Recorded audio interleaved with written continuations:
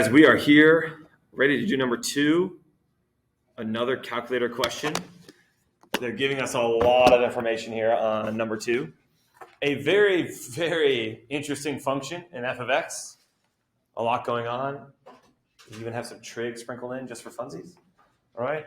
They're telling us that we have figures here and we have some areas by letters. We have the area S, area R, and area T.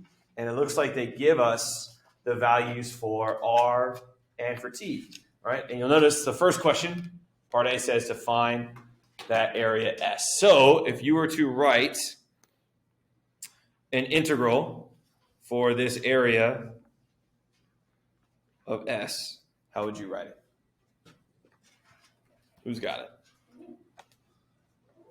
Okay, I need my limits of integration first. What are the limits of integration?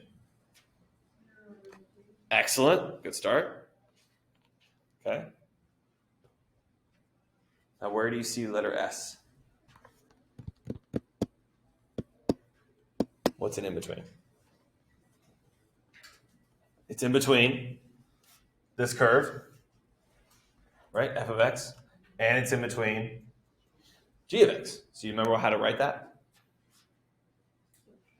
Subtraction. Oh my goodness, right? Elementary school.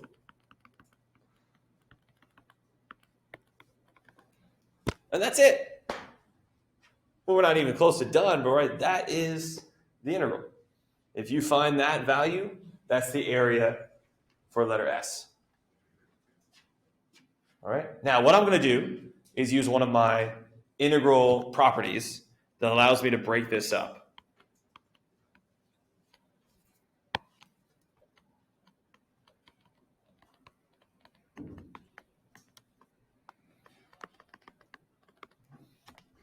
All right, see how I split it up into 2 separate integrals? Now, before I get into the calculator, what do you notice this second piece, this integral from 0 to 3 of g of x dx, what is that the same as? This right here. What is it, Cameron? R. Very good. All right, so this right here is letter R. Do we know the area of letter R? We do. So we already know that one, right? That is letter R. So all we need to do is go into our calculator and find out that first piece, all right, and do our subtraction of R. We're done, all right? So let's type it in. So turn your calculator on.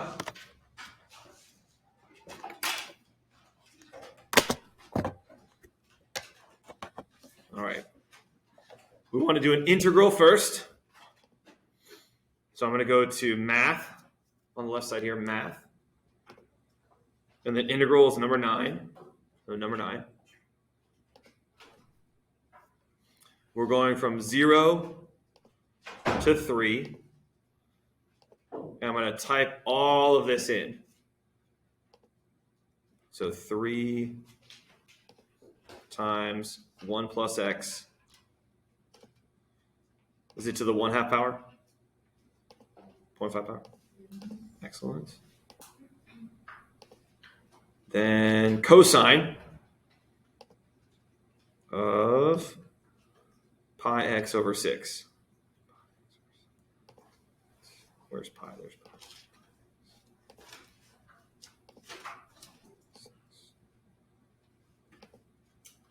And I'm doing dx. All right. Fingers crossed. I typed it in right. Eddie, this is big. This is the first one. Let's see if we can get it right on the first one. I'm nervous. Pi, it's the right above the division sign. You got to do second caret on the right-hand side. For sure, yeah.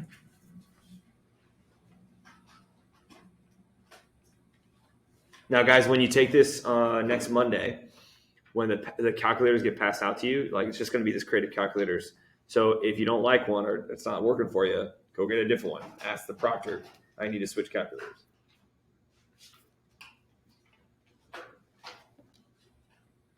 All right, hit enter.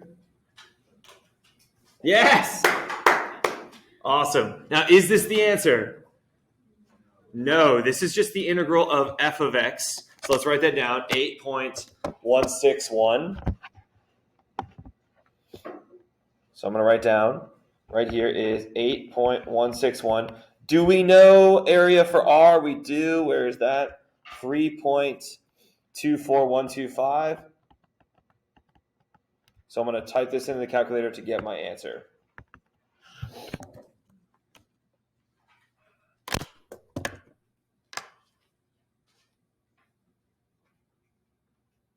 So subtract 3.24125.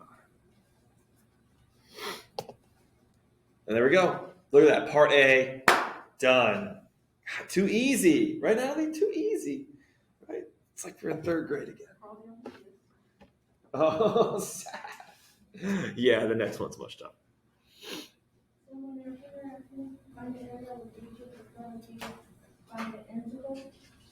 Yes, great question.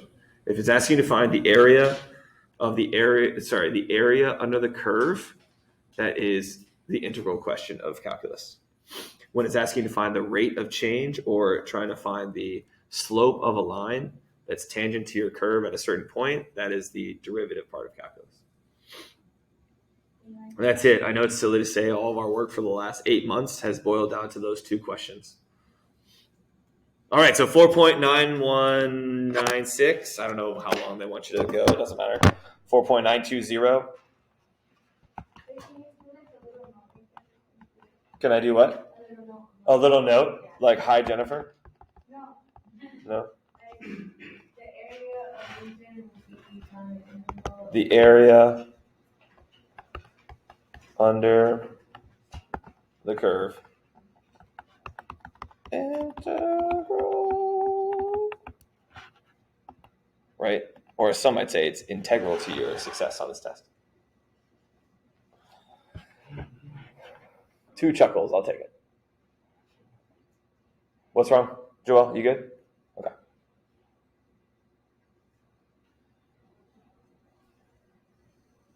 All right, we ready for B?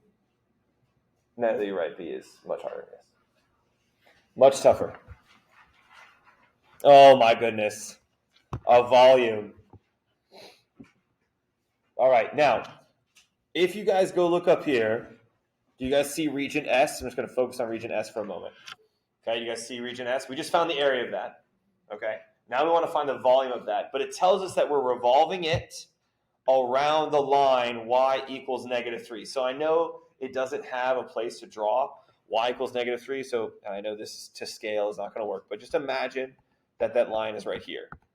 Are you imagining that line? Okay. So if you were to rotate this around that line, do you know what it would create? Do you know what shape it would create? No, S, just S. See S? If I rotated that, revolved, I should say revolved. If I revolved it around that dotted line, there's a shape that we talked about in calculus that it creates. It starts with a W. It's not like a geometric shape. No, it kind of rhymes with that. Not really. A washer. Nice. Do you know why we talked about washers? No, do you guys remember washers, right? Washers where it has that little like hole in the middle? Or donuts. Maybe that's what I should name this as, the donut method. You guys remember talking about the washer method? That hopefully, even if you don't remember anything about it, hopefully you remember talking about it, right? So the reason that this creates that hole is because it's saying to revolve around y equals -3. The easy version of this, Natalie, the easy version, which you're crossing your fingers, right? Pray to the gods of math. The easy version is if they just rotate, all right, around the x-axis, because then there's not going to be that hole, all right? So the reason this is tough is because they're having you revolve around that line y equals -3. So when I go to letter B, I'm going to do the washer method. Let me just write this down. The washer method. Again, I wish I could give you a formula sheet. I cannot. Is pi times your integral of f of x squared minus g of x squared. All of that times dx. All right, so that is on our formula sheet that we used for our test. Unfortunately, If you don't know that, this question becomes pretty much impossible. Nothing. I know. Calculate. At least it's tests. They give you something. They give you nothing on this test. I mean, you get a calculator sometimes. We'll give you a pencil and some paper. That's about it. But remember, the fun part is that we're gonna have a pizza party soon after, right? No, you're going back to class. But there's no teachers. It's Ooh, yeah, but you're gonna come to my room and have pizza, right? yeah, but then after that, I think that's probably okay. You're gonna have to run it by the people in corporate work study. So Annie might have to send another email. Oh, good times. All right, now let me show you the really difficult part here. All right, this would be all I would do. Right, this is what all I would do if it was revolving around the x-axis, y equals 0, but it's not. All right, so if you have that line, which we did this, I know only one example, so I'm not expecting you to remember it, but the way you have to do it is you have to take each function, so each function, that's an E, let me try again. Each function, and subtract it from the line, so subtract the line. All right, now what is our line? Y equals -3. What happens when you subtract -3? You add 3. So watch how I rewrite this. For this problem, the volume is going to be pi times the integral of 0 to 3 from f of x plus 3 squared, all right, minus g of x plus 3 squared, all of that, dx. All right, you guys see that? That's the toughest part about this. Because you're not revolving around the x-axis, you have to include this plus 3. Why is it plus 3? Because you subtract the value of the line. All right, so if this problem had said y equals 3, all right, imagine, other things have changed, but imagine it said y equals 3, what would it be here? It'd be minus, so make sure you're always subtracting the line. All right, it might end up becoming addition, but just want to make sure you know you're subtracting the line. Everybody okay? Okay, now watch how I separate this. Okay, let's just leave the pi to the end. You guys cool to leave the pi to the end and do all the other stuff? Okay, so pi times integral 0 to 3 f of x plus 3 squared dx. All right, and then let's do minus this whole thing gets its own integral.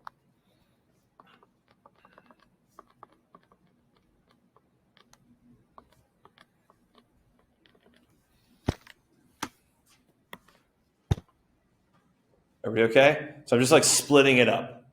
I'm going to deal with the f by itself and then the g of x by itself. Let's do the f of x first because we can type that into the calculator. All right, so let's type this in.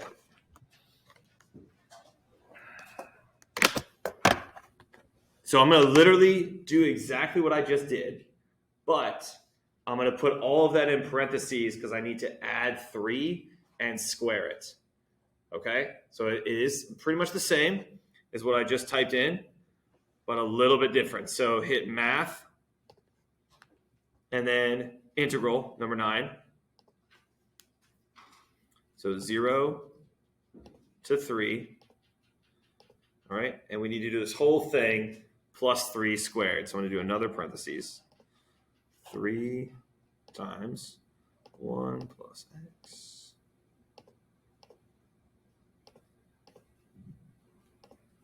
Cosine.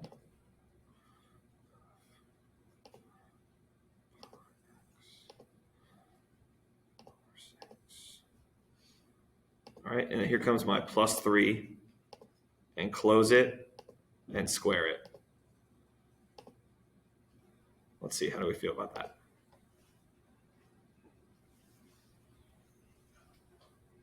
Yes, everybody good there? All right, can we go 2 for 2? What do we think? Think we're going to get it? Feel good, Israel?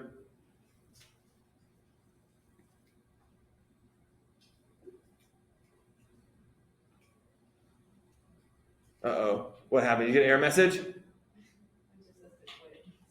It says what? It says to quit? Oh, sad.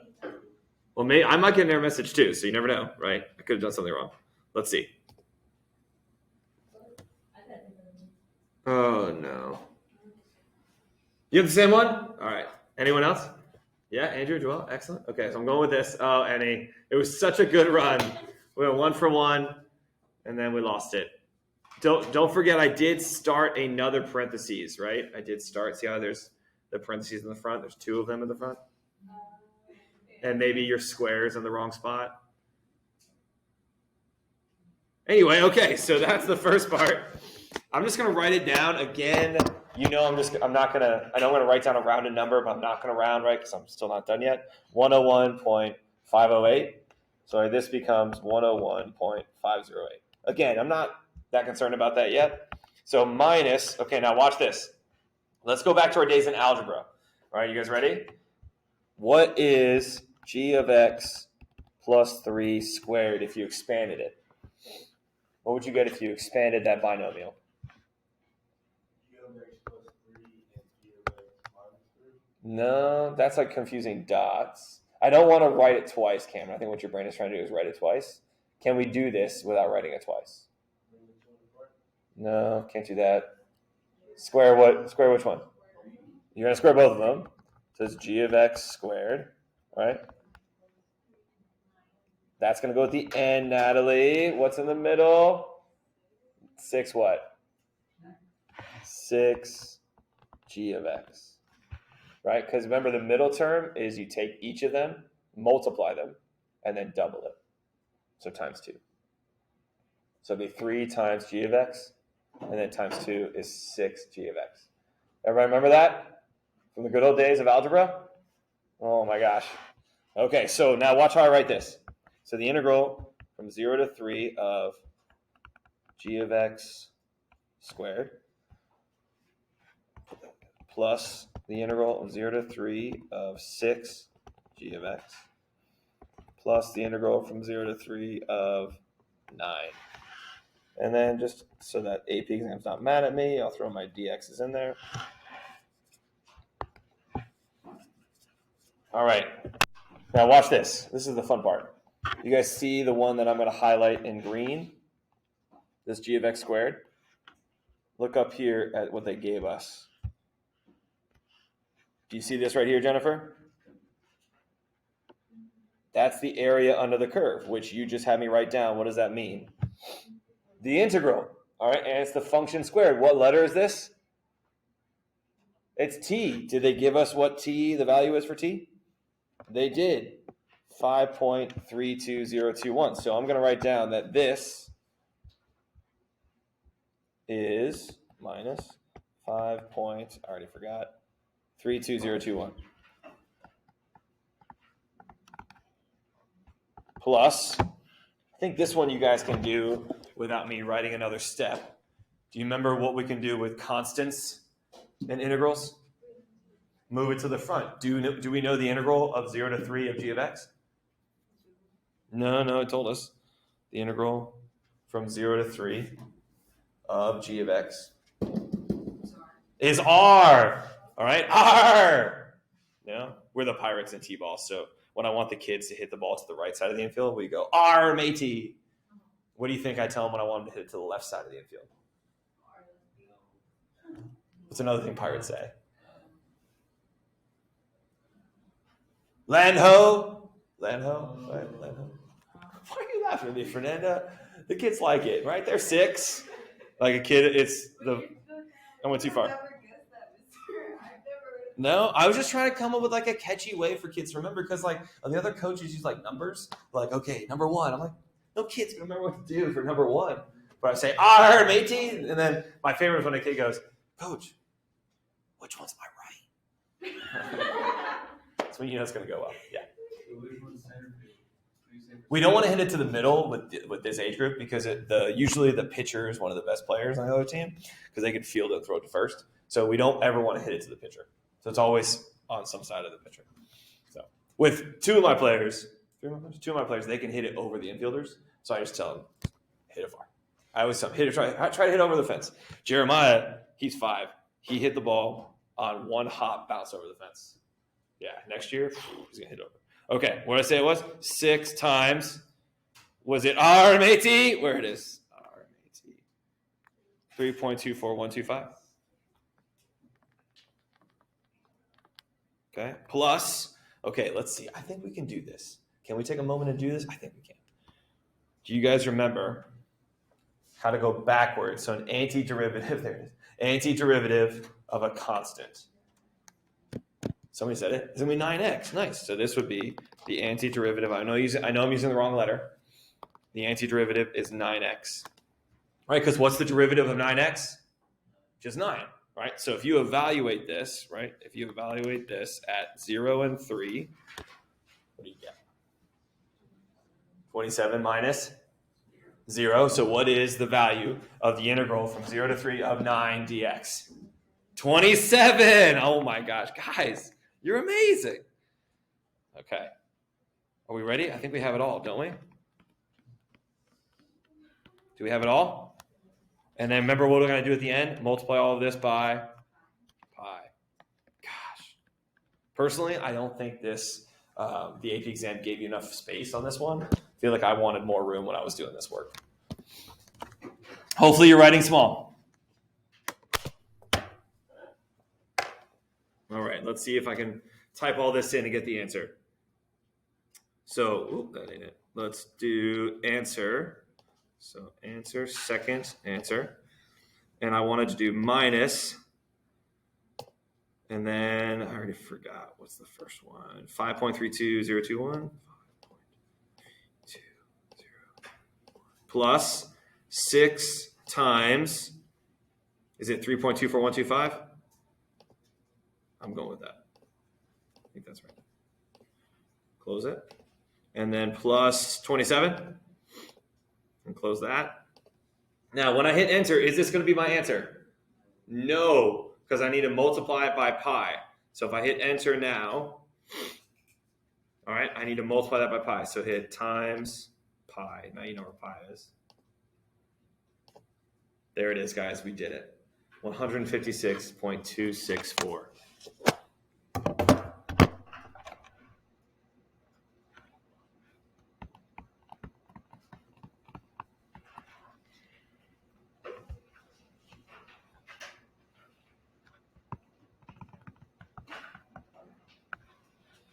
That is incredible. Guys, so good.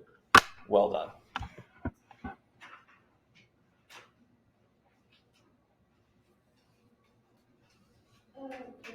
Yes. So let's say we don't end up getting that answer, but we end up doing actual numbers, we still get somewhat credit for the So here's the thing. I don't know enough yet. I will know more when I take that summer week-long course where they show me breakdown of how they grade, like score this. So I could tell you the answer for stats.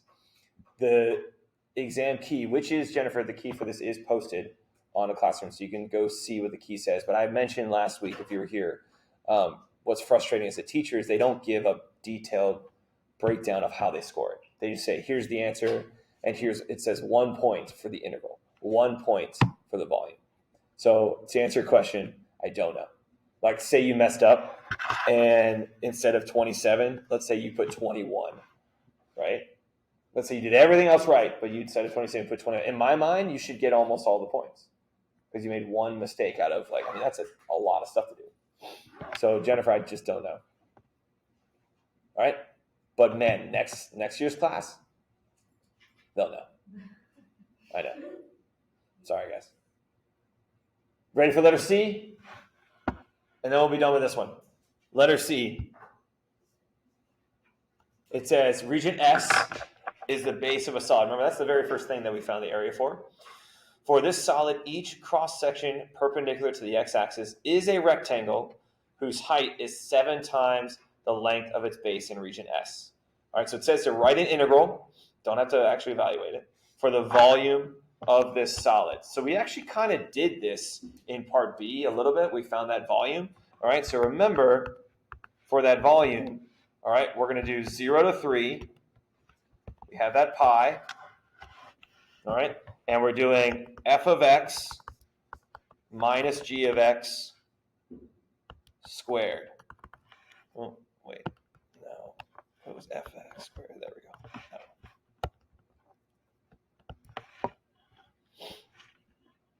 Okay? Now, the only thing different in this one is they want you to do that the height is 7 times the length of its base in region S. So you're going to throw a 7 in front, and you're going to call it a day. That's it.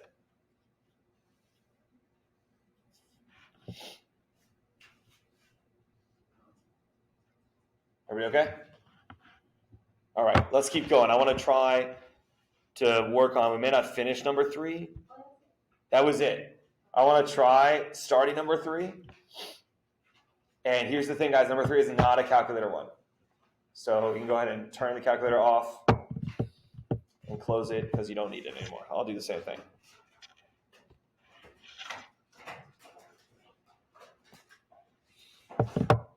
All right, we ready? Well, first off, just for funsies, do you know what f of x is called in terms of this type of function from your days in algebra? No, like algebra, not calculus. Wow.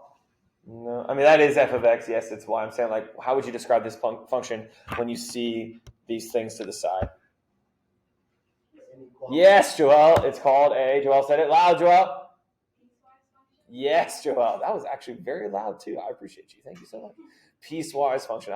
With my younger students, I'll be, all right, do it loud. They'll go, piecewise function? Like, that's not loud. Come on.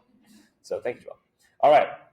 Find the average rate of change of f on the interval between -3 to +4. So the average rate of change, all right, how you're going to do this on the AP exam on Monday, all right, is you're going to find the change in your y's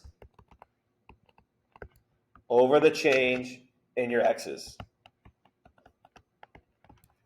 So just drink that in for a moment. You will be asked, guaranteed you'll be asked to do this on Monday. So you evaluate your y's, subtract them, and then divide that by the change in your x's. Everybody okay? Remember, this is not a calculator one. Sad. Here we go. Let's do f of 4. If I were to plug in 4, which piece am I plugging in for? 4. Okay. Which piece? First or second piece? The second piece, right? 4 is down here. All right, so I need to plug in. Let me show a little work here. So f of 4 is going to be the opposite of 4 plus 3 times the cosine of pi times 4 over 2.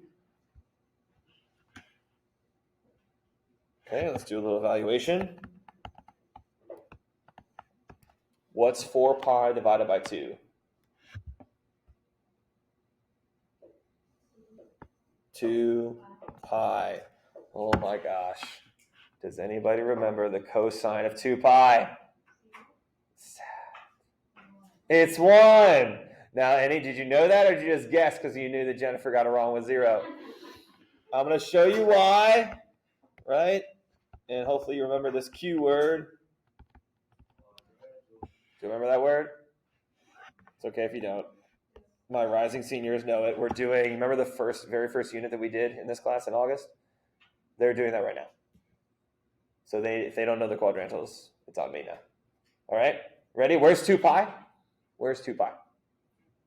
Excellent, that's helpful. Any? All the way around, right? All the way around, 2 pi. What's the ordered pair? No, not 0, 1. 1, 0.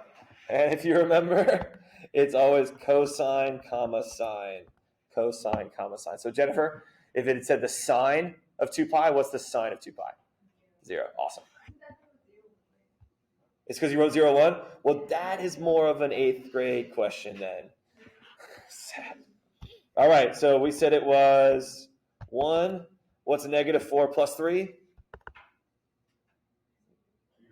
Is -1. Nice. So all that work for just this number. All right, I think plugging in -3 will be easier. If we plug in -3, it goes in the first piece. The square root of 9 minus -3 squared. What is -3 squared? 9. What's 9 minus 9? Square root of 0, 0. So I'm putting a 0 there. Over. What's 4 minus -3? 7. What up, Cameron? So what is the average rate of change of this function on this interval? negative 1 over 7. Guys, you did it. Man. So when you get this question on Monday, average rate of change in your y over your change in your x. Okay? Don't forget to plug these into the function. Not so bad, right? Totally do this, right? That's worth 1 point. 1 point. 1.1. Yeah. How many points do you get? Each one has got a couple of points. This might have more. Maybe you get a point for the formula, but I think it's just one. Yeah. Can we just write the answer in box? We don't have to write in sentences. No, I don't need to write sentences. Unless it says like, what would we do for number 1? It said like how many, I mean, you could, right? I don't know. I mean, the answer key doesn't have sentences. Like it has like a few, but nothing like, not like a paragraph. If it makes you feel better, sentences. I'm just going to box it.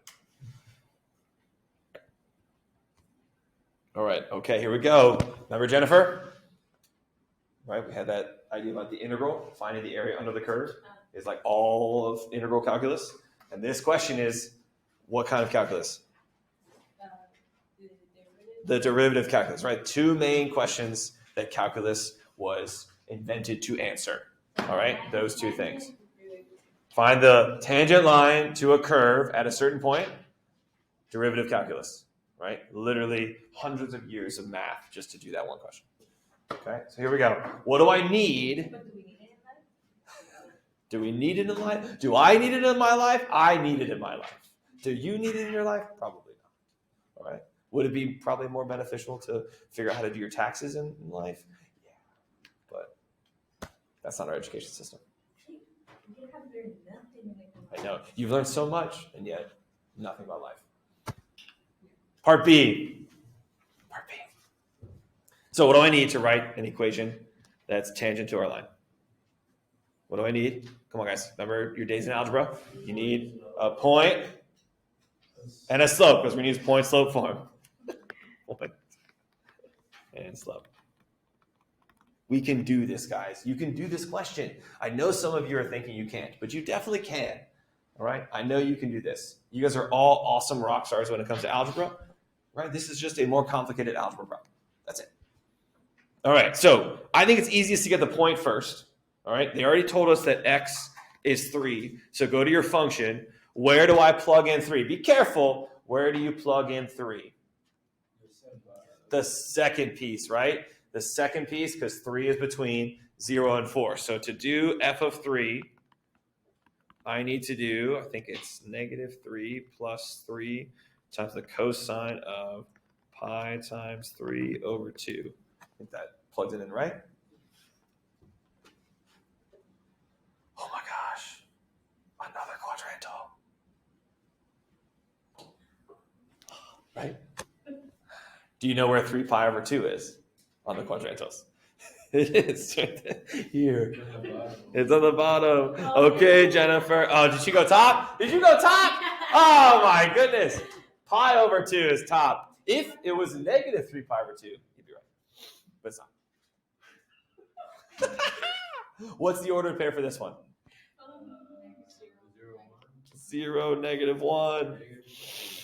And what's the cosine of that? 0. This is going to be fun, right? Gosh, it'll be a great test. Okay. What's 3 times 0? 0. 0 plus negative 3. Excellent. So our y value is negative 3. So that is our point. Now, do you remember how to find the slope?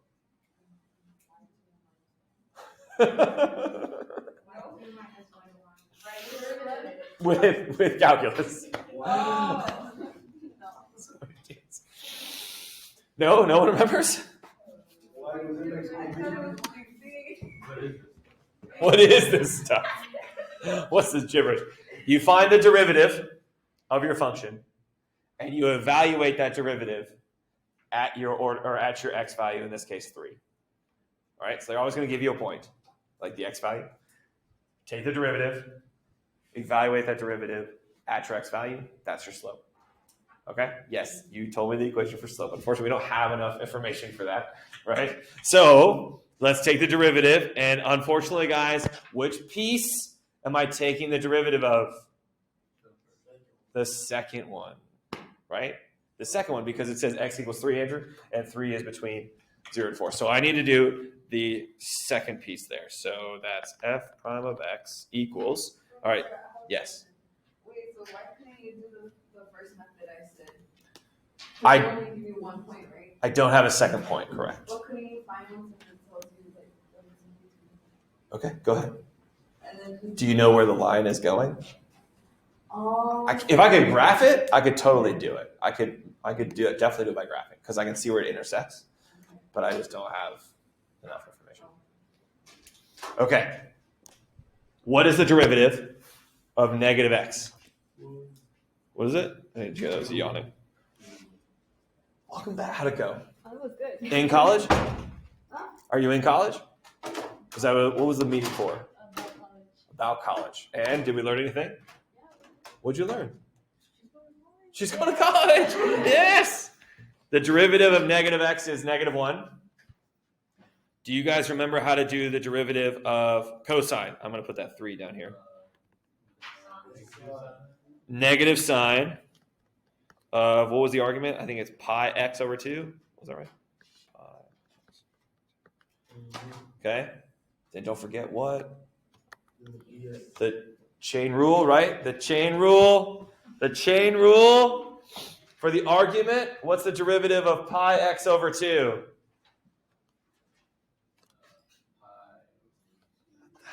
Stop talking. It's pi over 2. Right? Because the derivative of x is just 1. I didn't mean that to be mean, Andrew. I just if you stop speaking, you're right. All right? Can I clean it up? Should we clean it up a little bit? Let's clean it up. So it's negative 1 minus, I can put that there. 3 pi over 2 times the sine of pi x over 2. Okay, I think that's clean enough. And then what do I do? Once I have the derivative, what do I do? Plug in 3, probably in the x value they gave you. That'll give you the slope. So whatever this is, evaluated at 3, will be my slope. Yeah.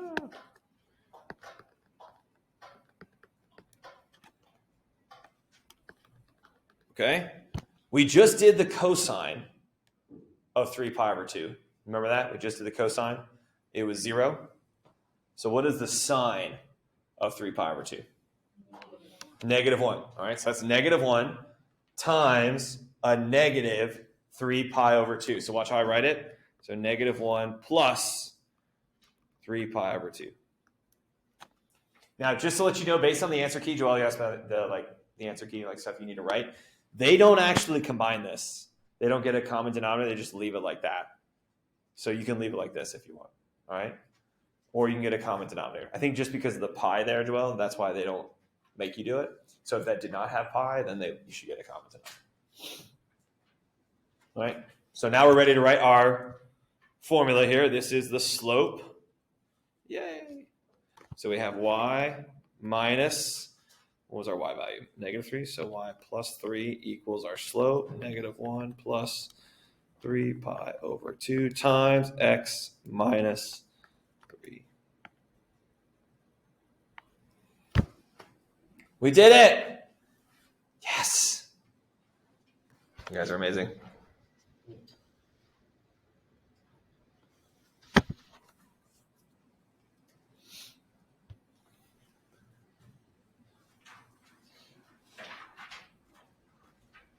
All right, we ready for C? There's a part of this question that I've mentioned to the girls that I don't know how to do without technology. And that's going to be my first question on day 1 at 8 a.m. of my week-long course. Excuse me, professor, I know you don't know me, and I don't know you, but can you explain to me how they got this? Because the key doesn't really help. All right, ready?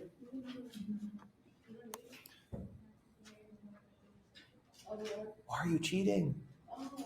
Chill out. You're good. You're good. So And then Jennifer puts you to work. I love it. So we did, so number 2, so Lale was the last one with the calculator. So now we're on to number 3. Once you get to number 3, then no more calculator. Okay, the average value. All right, again, gosh, I wish I could give you the formula. Anybody remember it? Something minus. F equals. No, average value equals. That's what I'm saying. There's like a number minus a number. There's 1 over. Let's start with letters first. What is it? Yeah, okay, go the other way. Well, no, sorry. 1 over b minus a times the integral a to b of your function. That's so bad, right? Okay, it's bad, I guess. All right, so when it asks you on Monday to find the average value, you know what I think I need to do next year? I know all these great ideas now.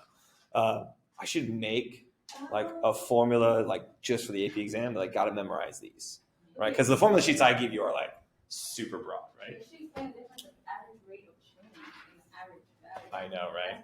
Gosh, it's very confusing. Average rate of change is different, yes. So I think you're saying that between A and B or A and C.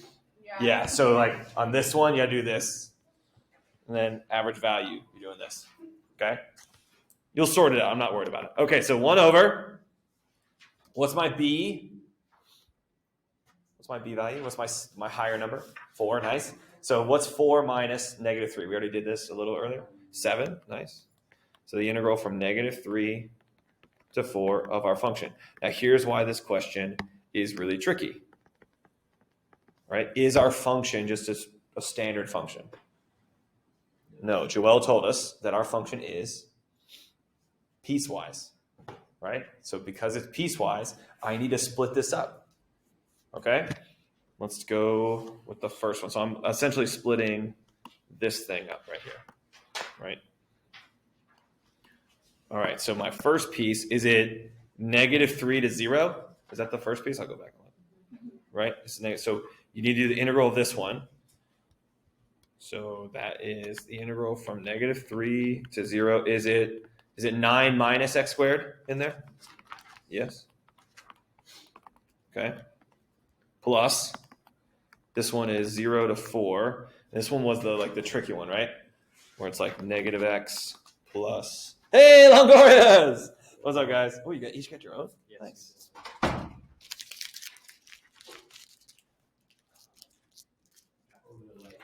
Over the light? Yay! That was 2, right? I should just stop now. Okay. Plus, was it the sine of, no, is it pi x over 2? I guess I could just go look, right? It's cosine, isn't it? Yeah, it's cosine. Gosh, Jasmine. Just the word. Is that it? Make sure. I forgot the 3. I knew there was a 3. Thank you.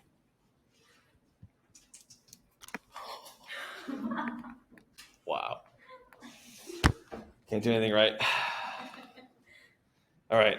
How's everybody doing? Michael and Matthew, no worries, man. You're going to watch the video, right? Excellent, of course. Okay. Bless you. So I spent a solid 25 minutes trying to figure out how to figure out the integral for this. Because there is a formula for an inverse tangent or inverse sine function that is this, but in the denominator. So I tried to manipulate it. I couldn't figure it out. So I'm just going to be honest with you. I don't know yet. I'm hoping by July I'll know how to do that. All right. So I should probably take a photo of this. I'm going to find out this summer of how to do that by hand, but I don't know how to do it by hand right now. I don't. So I'm going to show you with technology how to find that. But we can find this one by hand. All right. I did that one by hand. I know you can do it too. Let's back up from -x. What would be the antiderivative of -x? Nice. All right. And because we don't want it to be, or we don't want it to be positive this time, so it's -1/2 x squared.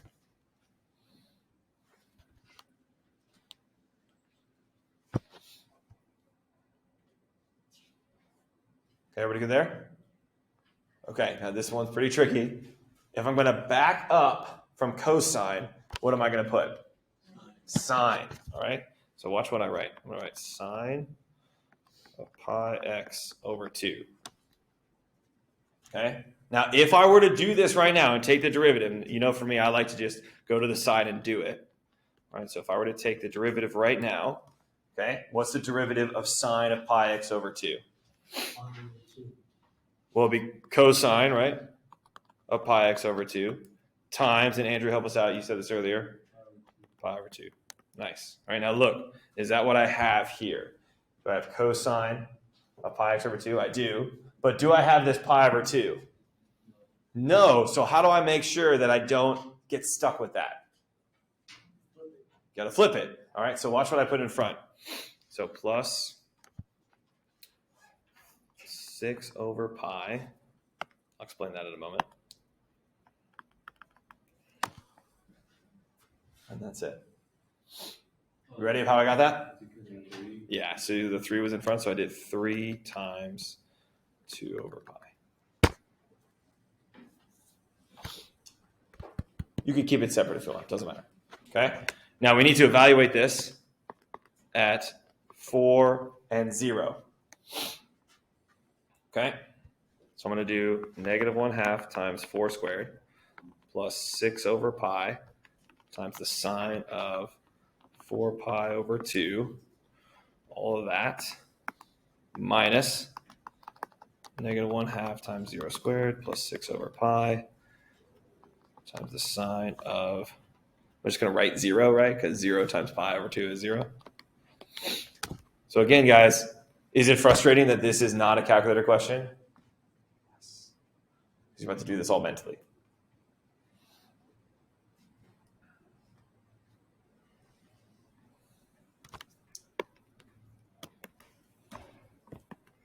Okay. Let's do this one here. What's 4 squared? 16. Half of that. So that's negative 8 plus. What's 4 pi over 2? 2 pi. I'm sorry. Right. Just go to the next one. You're good. Just go to the next one. If you run out of space, just go to the next one. 2 pi. Sine of 2 pi. Quadrantals again. Sine of 2 pi. 0. Yes. So that's 0. All right. And 0 times anything? All right. So that's just going to be negative 8, right? Minus 0 squared times negative 1/2. That's 0. Okay. Sine of 0? 1. Yeah. Think of so. Yeah. And then 0 times anything, 0, 0 plus 0, 0. So all of that, guys, all of that work we just did gave us one number. And that number is negative 8. All that work is negative 8. Okay. Now, I'm going to go to, I'm sorry, Michael. I'm going to go to Desmos to show you the graph of the square root of 9 minus x squared. So I'm cheating right now, Salad. I'm cheating right now. Yeah. Okay. So I'll make sure you're not the only one that was cheating. I'm also cheating. Whose giant eraser is this? Oh my goodness. How long have you had that? Since you were like 8? That's amazing. Maybe. I love it. All right, remember, I'm cheating right now, okay? Cheating. I'm graphing the square root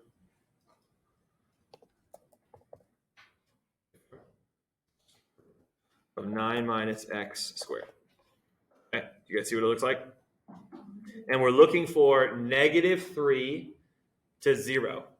Do you guys see the area under the curve between negative 3 and 0? Do you guys see it? How would you describe that? How would you describe the area under the curve between negative 3 and 0, right? If this is negative 3. Do you know, how would you describe that? Yeah, okay. And in math, when we talk about pizzas, we're talking about circles, right? Half of a circle? Not half of a circle. A quarter circle. And he's right, it's 1/4. That's 1/4. The whole thing, those of you saying semicircle, the whole thing is a semicircle, right? But I just want negative 3 to 0. So it's a quarter of a circle. Do you remember the area of a circle? pi r squared. That's going to be your circumference. All right, so the area here is pi r squared. All right, but I got to divide it by 4. Okay, divide it by 4. So I'm going to do pi times, and what is our radius? Should I go back to the graph? What's our radius here? It's 3. Thank you, Michael. Divided by 4. So what is our area under the curve? That's exactly right.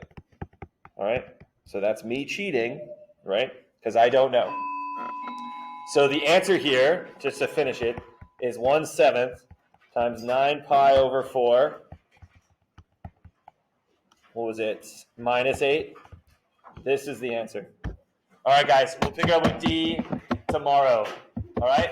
Have a great rest of your day. I'm going to keep talking to finish the video. Part D is very quick. It's very easy. So you just leave. I'll keep talking. All the work? Absolutely. Not so bad.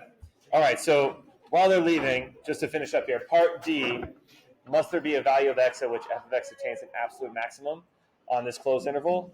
The way this will be true is if you have a continuous function. So you're looking to see, is f of x, as Amy breaks calculators, is f of x continuous? So you're going to plug in. Bye, guys. Have a great day. You're going to plug in. The swing point, I always like to call it, is 0. So you're going to focus on 0. And if 0, when you plug it in for each piece, it's the same value, you know that there's no discontinuity, so it would be continuous. So let's plug in 0 for the first piece. So f of 0 is the square root of 9 minus 0 squared. 9 minus 0 is 9. Square root of 9 is 3. All right, let's see if we get 0 in the next piece. All right, so that's going to be the opposite of 0, plus 3 times the cosine of 0 times pi over 2. Cosine of 0 is 1. The opposite of 0 is just 0. 0 plus 3 is 3. So because both of these are 3, yes, f of x attains an absolute maximum on this closed interval